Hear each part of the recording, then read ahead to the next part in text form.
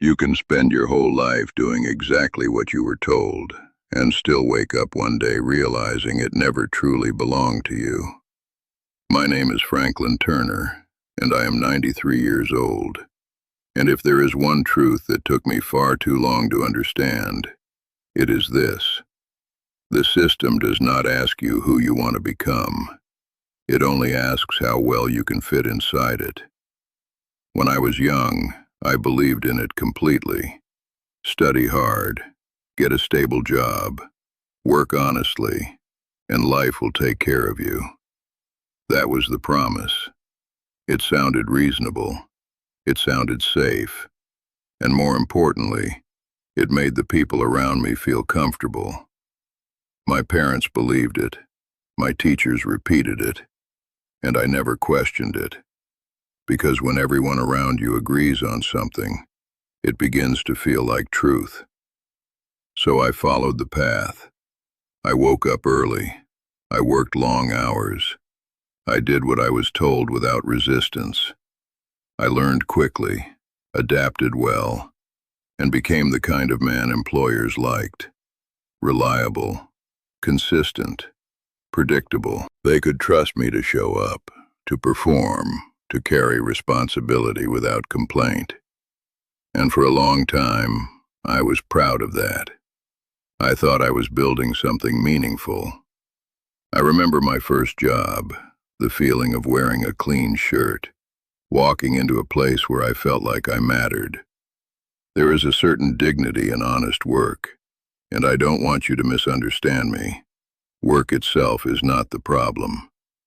The problem is what we are taught to believe about it.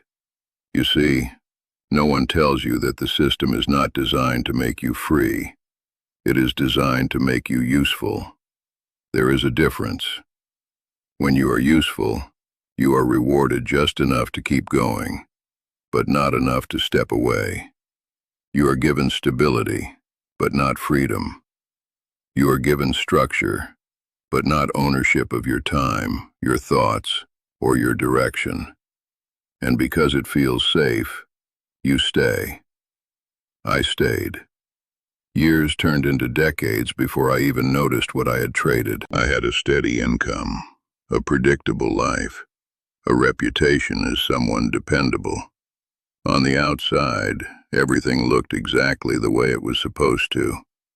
But inside, there was a quiet question that I kept pushing aside. Is this all there is? I ignored it for a long time, because questioning the system feels dangerous. Not physically, but emotionally. It makes you feel ungrateful, uncertain, almost foolish. You begin to doubt yourself instead of the structure around you. You tell yourself, this is how life works. This is what everyone does. Who am I to think differently? And just like that, the question disappears. But it never truly leaves. I remember a moment, small, almost forgettable. I was sitting at my desk late one evening, the office quiet, the lights dim, finishing work that didn't really matter outside of that room. And I paused, just for a second, and I looked around.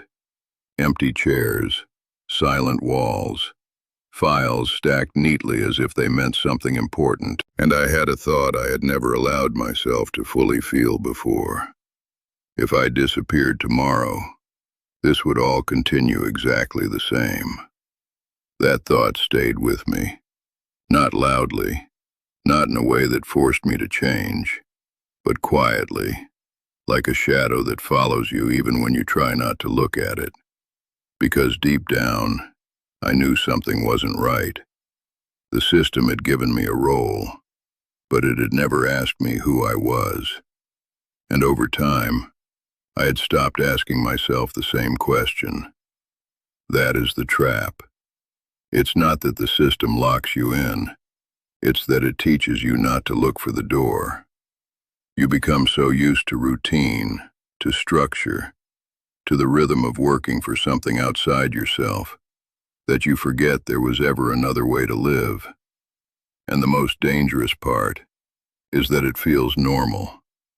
I built my entire life inside that normal.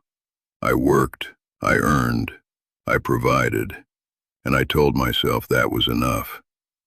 And in many ways, it was. My family was safe. We had what we needed. There was stability, and that matters. But there was something missing that I did not have the courage to face at the time. Ownership. Not just of money, but of time, of thought, of direction. I did not own my days. I rented them. Every morning, I woke up and gave the best part of my energy to something that was not mine.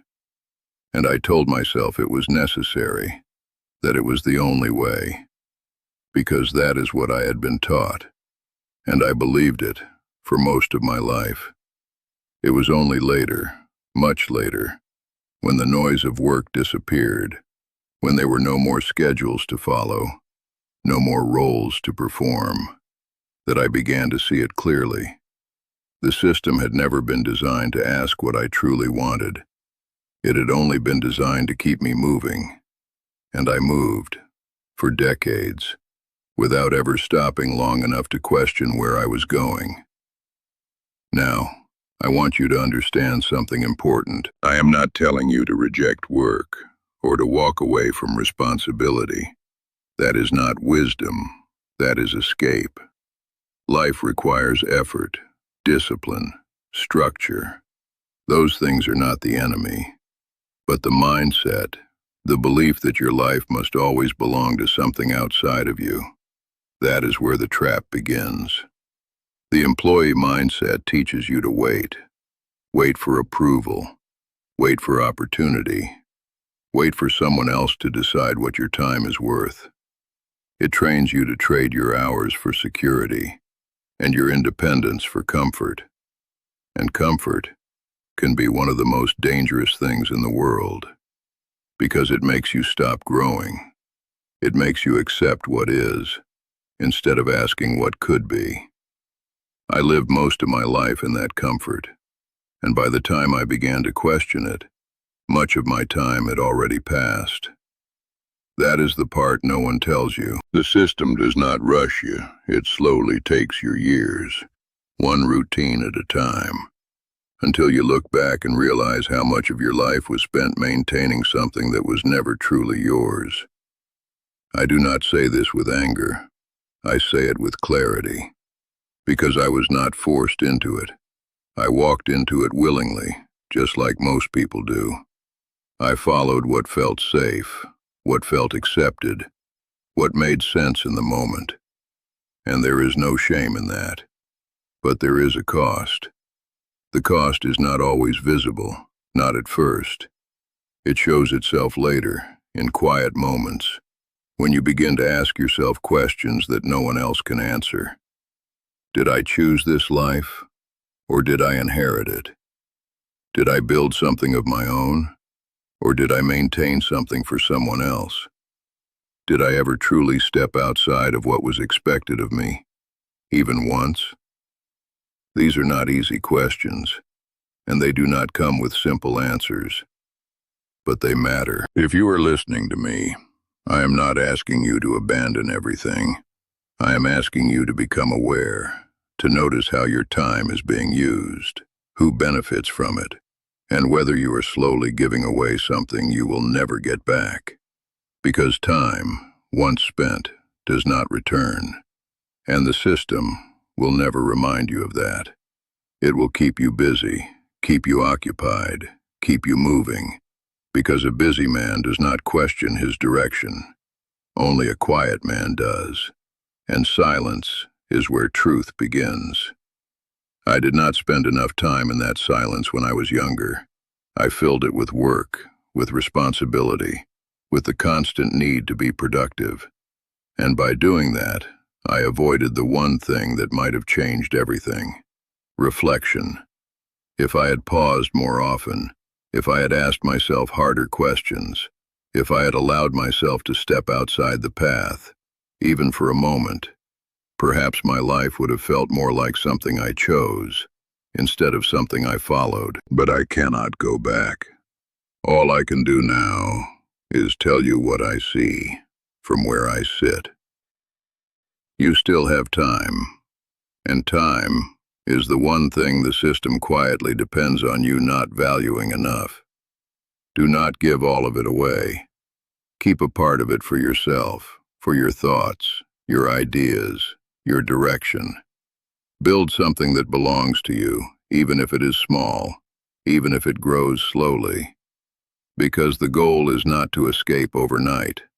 The goal is to not lose yourself completely while you are inside it. And if you remember nothing else from what I have said, remember this. The system does not trap you by force. It traps you by comfort. And if you are not careful, you will spend your entire life being comfortable without ever being free. And one day, you will sit where I am now, looking back, not at what you lacked, but at what you never claimed as your own.